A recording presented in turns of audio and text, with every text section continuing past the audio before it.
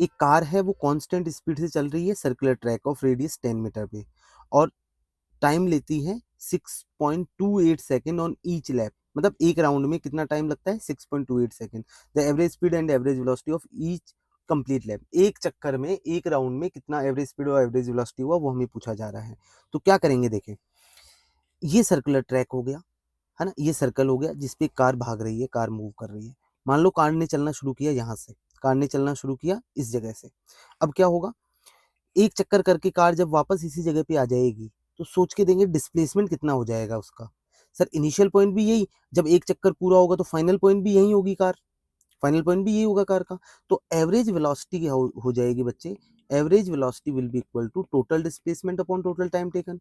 Total displacement upon total time taken. Time कितना लगा, displacement हुआ जीरो, टाइम कितना लगा 6.28 सेकेंड एक चक्कर पूरा करने में। तो अगर जीरो अपॉन समथिंग करेंगे तो जीरो, एवरेज वेलोसिटी का मैग्नीट्यूड आ जाएगा जीरो, एवरेज वेलोसिटी हो जाएगी जीरो। अगर वेक्टर फॉर्म में बोलना हो तो नल वेक्टर बोलते हैं, खैर एवरेज वेलोसिटी का मैग्नीट्यूड ही हमसे बात हो रही, जीरो हो गया। एवरेज स्पीड कितनी होगी सर, एवरेज स्पीड होती है, average speed will be equal to total distance upon total time taken. Total distance upon total time taken. Total distance upon total time taken. अब डिस्टेंस कैसे पता करें, एक चक्कर का डिस्टेंस अगर हमें पता चल जाए, एक चक्कर का टाइम पता है, एक चक्कर का डिस्टेंस पता चल जाएगी, तो एक चक्कर में एवरेज स्पीड क्या हुई हमें पता चल जाएगी। एक चक्कर का डिस्टेंस होता है 2 पाई आर, अगर रेडियस आर हो तो 2 × 3.14 इंटू आर, रेडियस कितना है 10। अगर आप इससे मल्टीप्लाई करेंगे तो 6.28 आ जाएगा, 2 × 3.14, 6.28 इंटू 10 करेंगे तो 62.8 आ जाएगा। इतना डिस्टेंस हो जाएगा, अगर रेडियस मीटर में है तो 2 पाई आर मीटर में आ जाएगा 62.8 मीटर।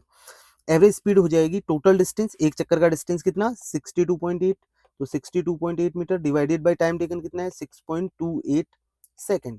जब आप इससे कट करेंगे तो देखो, यहाँ से पॉइंट हटाएंगे तो ऊपर 100 हो जाएगा, यहाँ से पॉइंट हटाएंगे तो नीचे 10 आएगा, एक जीरो से एक जीरो कट जाएगा, इससे ये कट जाएगा, कितना बचा 10 बचा, 10 सेकेंड आंसर आ गया, sorry 10 meter per second answer आ गया, ऊपर मीटर नीचे second, 10 meter per second average speed है, तो आंसर मीटर पर सेकेंड आना भी चाहिए था।